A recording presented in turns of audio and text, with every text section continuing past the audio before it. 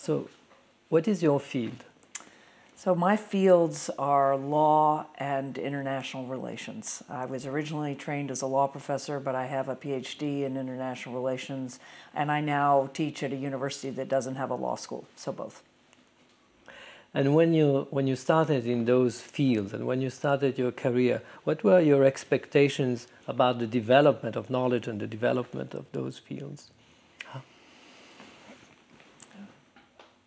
I'm someone who never thought I would be an academic, so I ended up teaching law because I did not want to practice law, and I had always been passionately interested in foreign policy.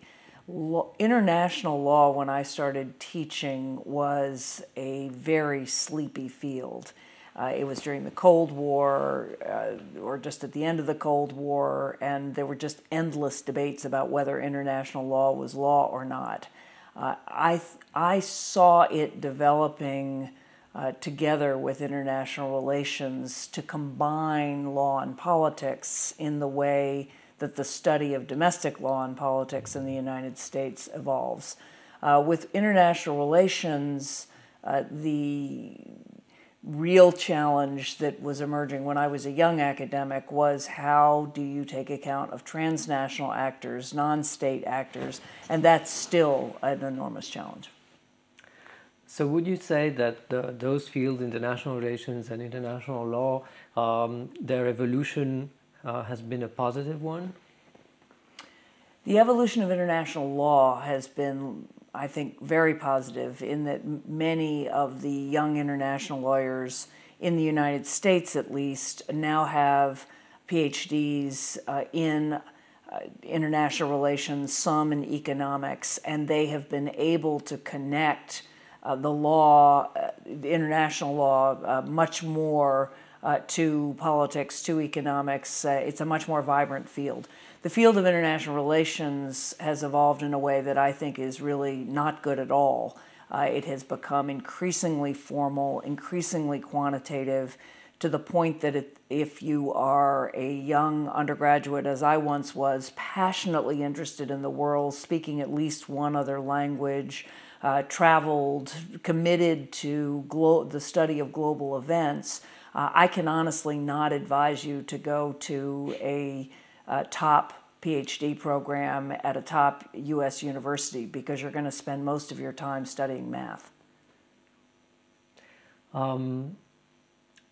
If you had to imagine some interesting books that you would like to read in the future, what would be the interesting themes that scholars should work on in the future?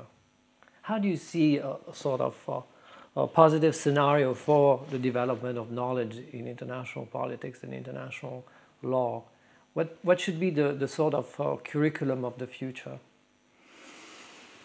In my field, the great challenge, or fields, because both international law and international relations are the same, but the great challenge is to find ways to take account of the explosion of actors alongside states in ways that still allow us to develop more simplified models of the world that are enough in touch with reality that they're relevant to what's actually happening, but are not so complex that they're completely unusable for decision makers. So a lot of that is just plain theoretical work that simply has to take place as we observe the world around us. We observe the capacity of digital activists across the Middle East to change the trajectory of an entire region, just as we look at non-state actors like global terrorists or other global criminal networks and see that they can do things that only states could once do. We have to bring those together. And the most exciting books of the future and courses of the future will combine the study of governments and social actors. They will be, I think, much more aware of and focused on the use of new media, and they'll probably draw on a lot of that media to actually have courses that bring in voices of both government officials and social actors from all over the world. The academia and university has changed a lot in the last 10 or 15 years. There are more and more students and faculty exchange. Some of the structures of some universities have changed their structure. NYU has a campus in Abu Dhabi. Other will follow. And how do you see the future of academia? What, from your perspective, should be the best both institutional and intellectual design for the university of the future? There won't be one design for the University of the Future any more than there is one design today. I mean, my own university, for instance, is a university that is very much centered in one place in Princeton, New Jersey. It has a very intense engagement with its students over 4 years, although we do encourage international exchanges. And it really has an experience that's closer to a liberal arts college. On the other hand, I've taught at Harvard for many years, which of course is a great sprawling collection of different schools and research centers. And then you have many different models in Europe and now in Asia.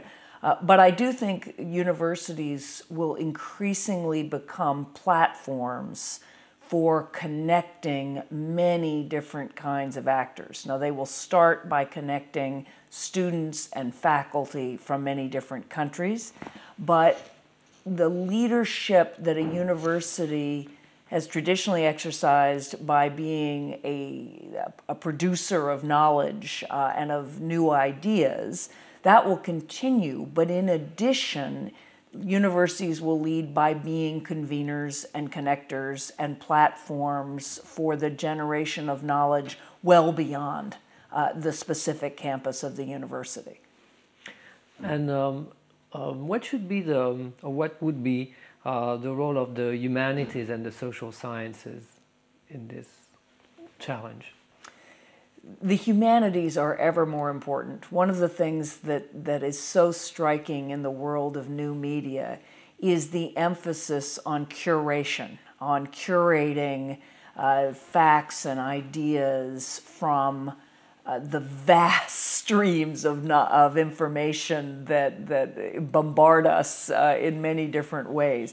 And curation is about collecting information first, but then it's about judgment and taste and refined knowledge. And in many, many ways, the humanities, the study of great literature, the honing of artistic and aesthetic taste, that is what the humanities has always been about, and the ability to connect us to what unites us as human beings across many cultures is increasingly important. So as I think about the future of international relations, I increasingly think I want my students to be reading a 21st century version of great books. 21st century meaning including many, many, many cultures, not just white men from the West. But I think a foundation or a foundation in humanities is increasingly important for anyone who wants to be engaged in international relations, and that I think extends to many of the social sciences more broadly. But for me, it's mostly politics and history and sociology, anthropology, a little bit economics.